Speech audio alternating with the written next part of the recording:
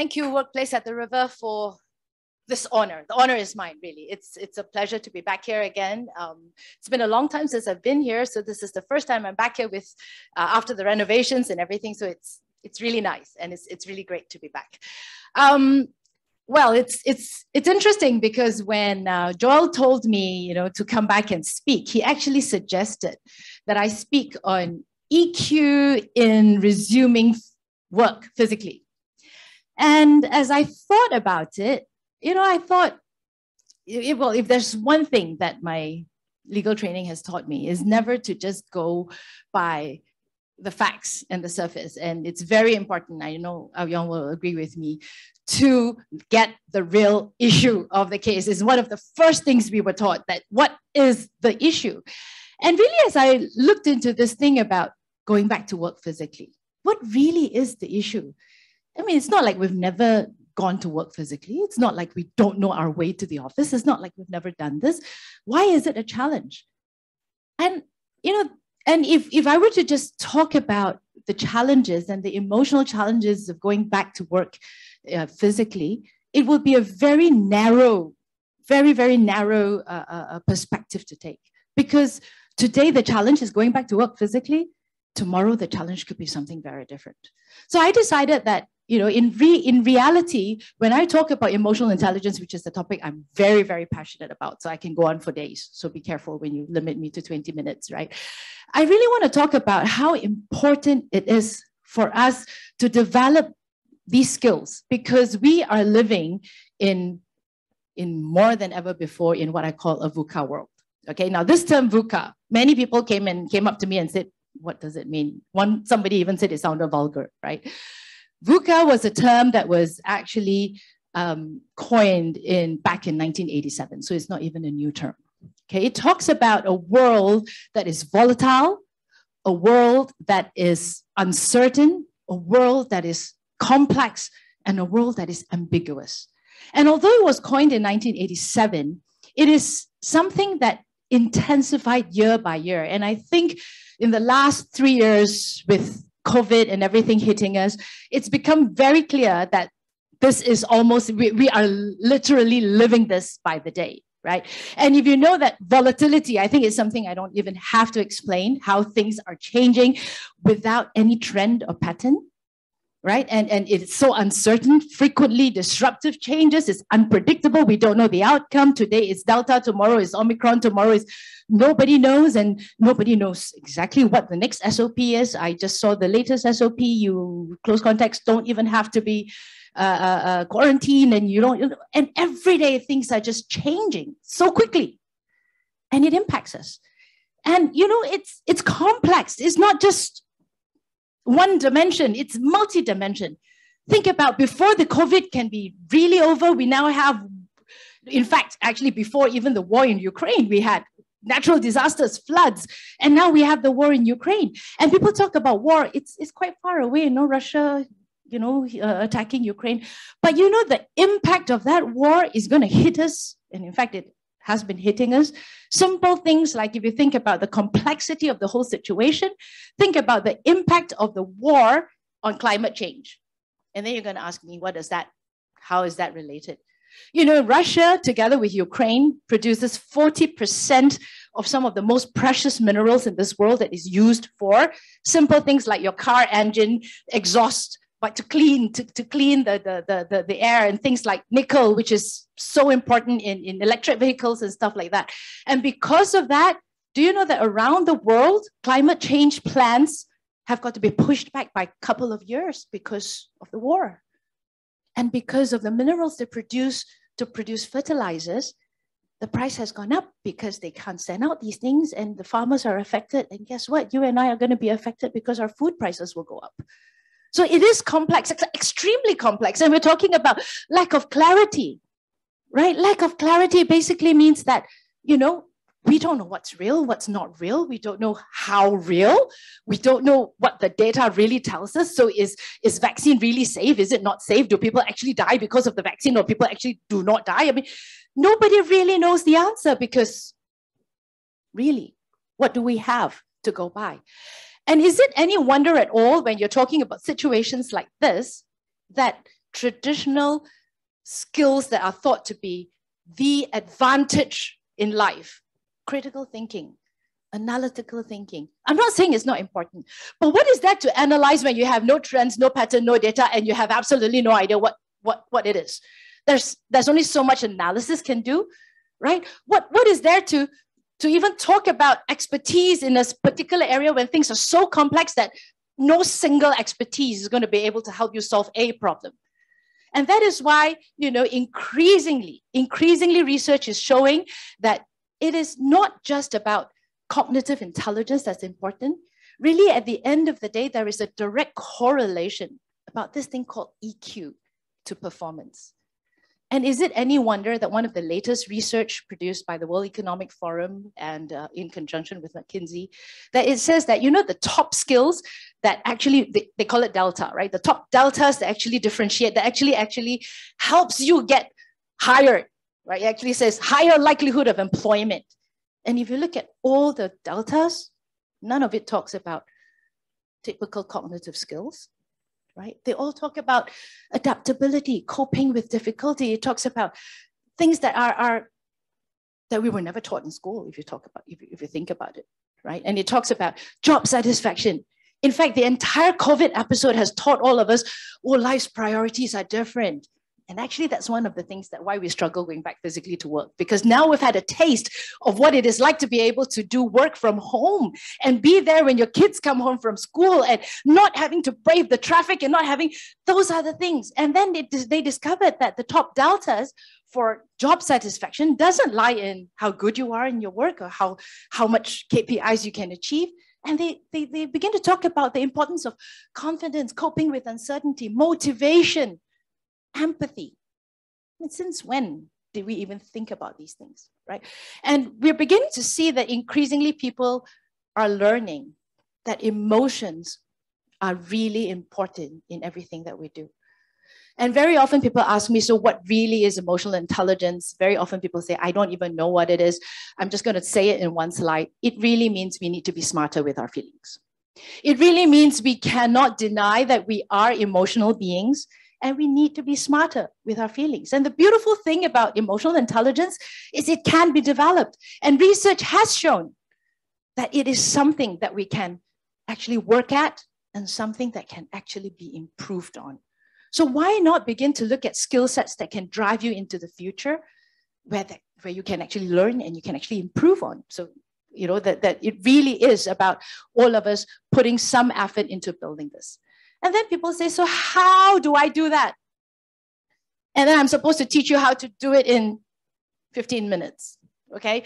It's not going to happen, but I can share some basic principles with you. Now, and I decided, since we only have 15 minutes, I'm going to borrow one of the simplest acronyms around. Now, RULER is an acronym for a methodology for emotional intelligence that is adopted by Yale University. They use this to teach children. Okay, they call it one of their rules of their social emotional learning, because the best time to teach emotional intelligence is to kids, because it has been proven that it takes them through life. I call it life skills, right? And RULER, if it's effective in teaching children, it can be effective in teaching any one of us. So what do we need to do if we want to build emotional intelligence? Remember the 5 letters of the alphabet that spells RULER. You need to recognize emotions. You need to give it space. You cannot say that I don't do feelings. At the workplace, one of the things that people say at the workplace is emotions have no place at work. We need to be reasonable. And pardon the sexist statement. Some men say, I don't do feelings, and they say it almost as if it's superiority when you don't do feelings, right? It's actually not. Okay, and you need to understand that if you work with people, you are working with emotional beings, and you can't run away from that. You need to understand the causes. Why do you even feel? What is it for? And what does it do to you? Do you know that a lot of the things that we do is because it's driven by the way we feel and not by the way we think? Because knowledge, one of my favorite quotes is, knowledge leads to conclusions. Emotions lead to actions. Trust me, we all know it's important to eat healthily. We all know we need to exercise. We all know that when you talk about the food pyramid, right? You should have less carbohydrates, more of the other things. But do we really do what we know? We actually very often do what we feel like doing. Because when you stare at the French fries, it's like, okay, I know this is no good, but you know, life's short. And we give a million reasons why it's okay to just go ahead with the French fries, right? So we're going to talk about the importance of labeling your emotions. Because if you want to handle your emotions, one of the most common questions people come up to me and say, how do I control my emotions? How do I control my anger? You really can't control your emotions the same way you can't control water, right? And you really can't, you know, control means, oh, I don't want to feel angry, so I switch it off. Or I only want to feel angry 5 out of 10, so I adjust. And you can't quite do that. If you're angry, you're angry. And you can't go around saying, hey, you shouldn't be angry. And then, so what should I be? So I should switch channels? It doesn't work that way. If you really want to handle your emotions, manage your emotions, you need to really begin to identify it. Because what you don't know, you can't manage. You need to understand what it is, label it, identify it. Is it a cat? Is it a cow? Is it because the way you handle a cat could be very different from the way you handle a cow. So you need to, first of all, identify it, right? And then you need to express it.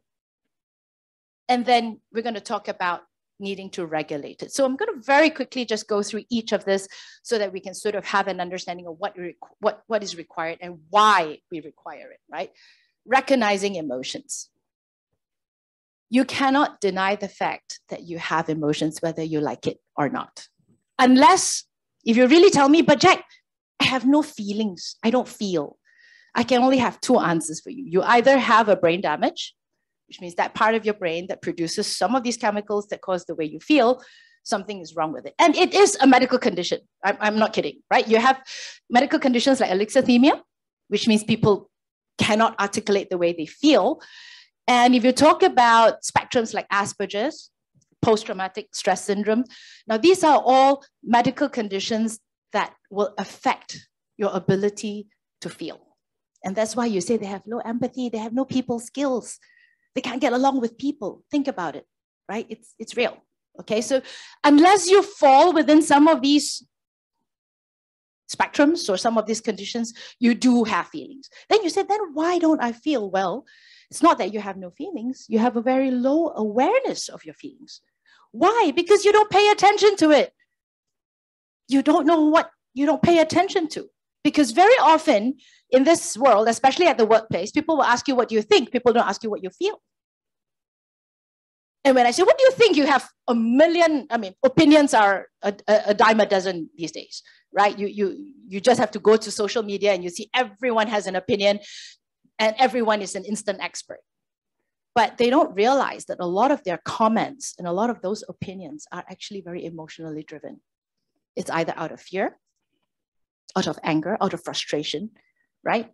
And those are the root cause of those feelings. You need to recognize that you are not the only one with feelings. Other people have feelings too. And that's why when you have difficulties with feelings, you have difficulty connecting with people. Because communication, we were just talking about this topic of communication. It's not just a transfer of information. In fact, a lot of times people focus on the language, the correct words. Yes, they all have a role to play. But do you know the best kind of communication is when you say with the least words, you look at each other in the eye, and then you just nod and you say, yeah, I get you. That's the real kind of connection that we desire at the workplace, right? It's not just giving messages with words. Because at the end of the day, you were first of all emotional before you are logical. You need to recognize, first of all, that we are emotional creatures that think, not thinking creatures that feel. If you have parents here, if you have young children, you know that your child's cognitive brain, which is the part of the brain that is responsible for thinking and for analyzing and things like that, that part of the brain doesn't get fully developed till the child is at least 23 years old. Which means that for a large part of your life, you were an emotional being before you were a rational being. Because you cannot reason with a baby. The baby feels, the baby cries, but you can't tell the baby to wait 5 minutes for his milk, or because there's absolutely no ability to reason.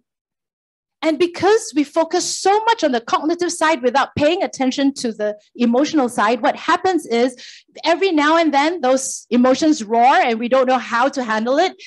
And then we get lost in it, right? That's why it's so important to recognize them, to understand them. One of the things about understanding is instead of asking, why are you instead of asking, don't feel that way, maybe the good question would be, why are you feeling that way?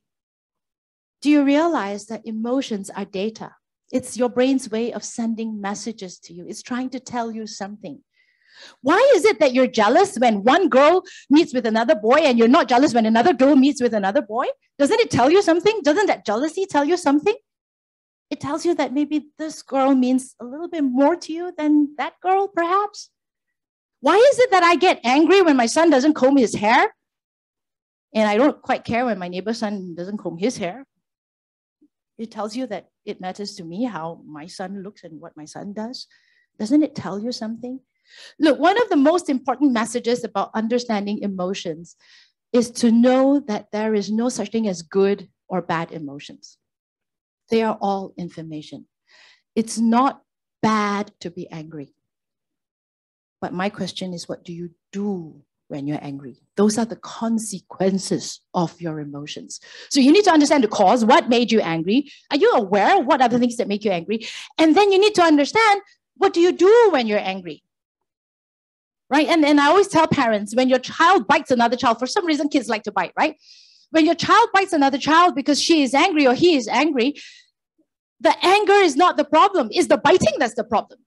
And you need to separate the emotion from the behavior. You need to deal with the behavior.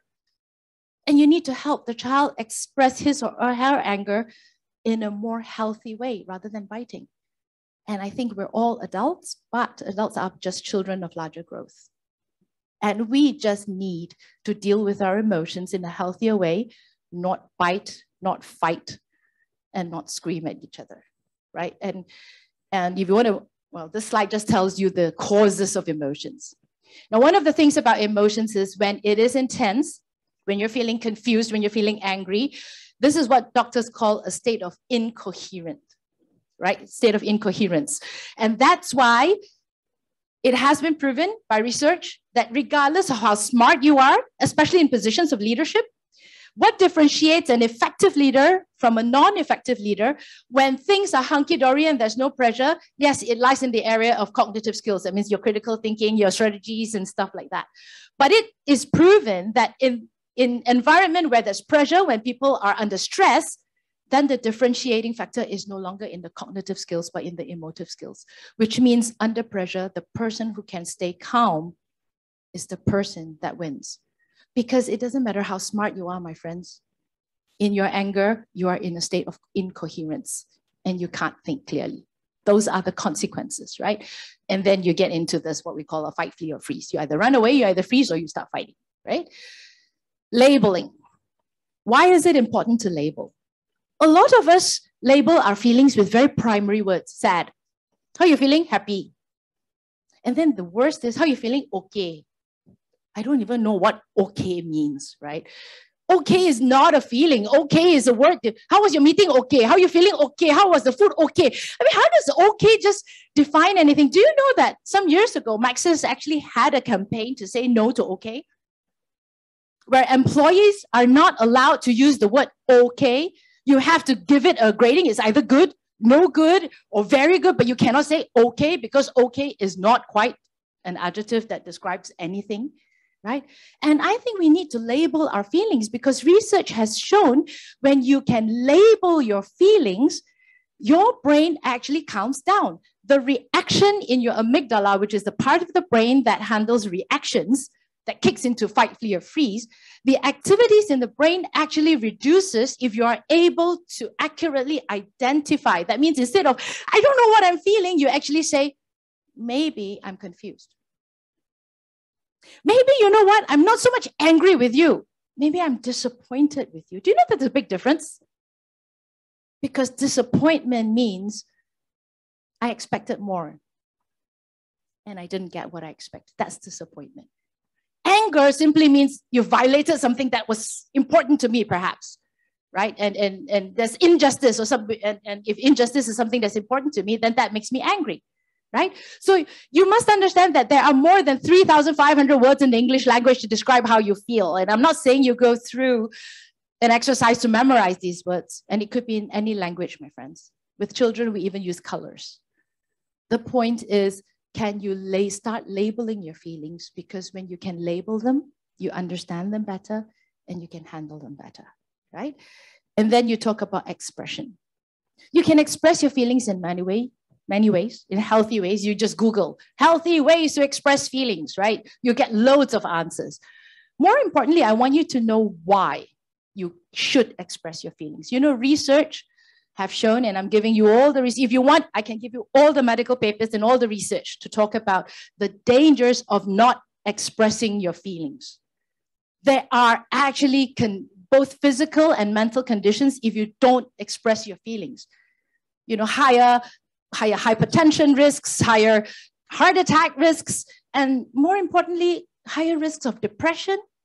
And no one can be effective with depression or with any of this situation, right? So if you want to know why you need to find ways to express your feelings, well, I think I have a list of reasons here why you should learn to express rather than to suppress your feelings.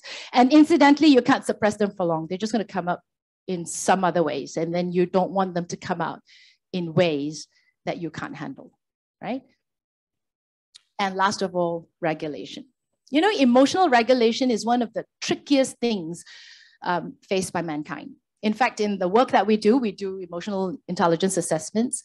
More than 60% of the people in this world struggle with regulation. They may be able to identify, they may be able to label, but then they said, I know I'm angry, then how? What do I need to do?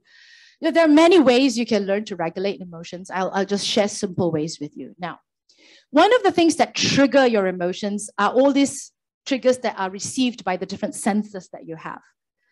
And one of the ways you can help yourself calm down when your senses are triggered is to use the same senses that trigger the threat response to use the same senses to trigger relaxation response. We need to be able to use this. Some of us are visual. So if you can do visualization techniques, if you in times when you begin to recognize that you're feeling fearful, feeling anger, that then you can recognize that it's going up because, you know, remember you labeled, you understand that you recognize the feeling, you understand that you're getting somewhere, and when you get very angry, you're going to do something you don't like, and then you're able to label it as anger, and then you say, okay, I'm going to find ways to regulate that. Some of us likes visuals, I don't know, pictures of sunsets, whatever that you need to visualize. Some of us are auditory, music. I have different playlists on my Spotify, depending on what emotions I want to trigger. If I'm exercising, I have a list for exercising because I cannot play soft, calming music if I want to go for a run. It doesn't work, right? Some of us are kinesthetic, feel, touch, particularly children who are autistic or challenged in some way. Touch is a very important sense. Think about kids who hold their favorite blanket or their favorite toy, soft toy, to calm them down, right? It's the same thing. If you're an adult, if you have a favorite scarf, a favorite shirt, whatever works for you, it helps you calm down, so be it. Some of us are olfactory, smells. Why do you think you have aromatherapy, right? Some people like certain smells and it calms them down. Some people, if you don't like certain smells, it actually triggers you and stresses you out. So you've got to learn what works for you. And some people are gustatory. Think about people who say, take a chocolate when you don't feel good, eat something. Think of all the stress eating, because sometimes people find some comfort in doing things like that. I think what we want to share with you in this short time is this. As we face a world that's going to be continuously and intensifyingly, if I can use that word, more and more volatile, more and more uncertain, more and more complex and ambiguous, emotional intelligence are life skills that help you be more resilient, because it's the foundation of resilience. Because remember, today we're not dealing with physical resilience, we're dealing with mental and emotional resilience. It's the foundation upon which we can begin to connect with people, because we're communal beings, we need each other. It is also the foundation upon which we keep ourselves motivated and being able to adapt to different challenges. And I think that's what we want to talk about. And if you're talking about why do I need to regulate my feelings at the workplace, because regulation has been proven that it can take you, a simple breathing exercise can move you from a state of incoherence to a state of coherence, because that's when your heartbeat starts to slow down, your breathing pattern changes. And this is where emotional regulation brings you to a place where you can think more clearly. And it allows you then to access into faculties that you need to face this world, right? So I think that's where I'll have to, and I've already gone past my 20 minutes, but that was the best I could do to give you an overview of what are some of the skill sets that we would need in facing all these changes in this world.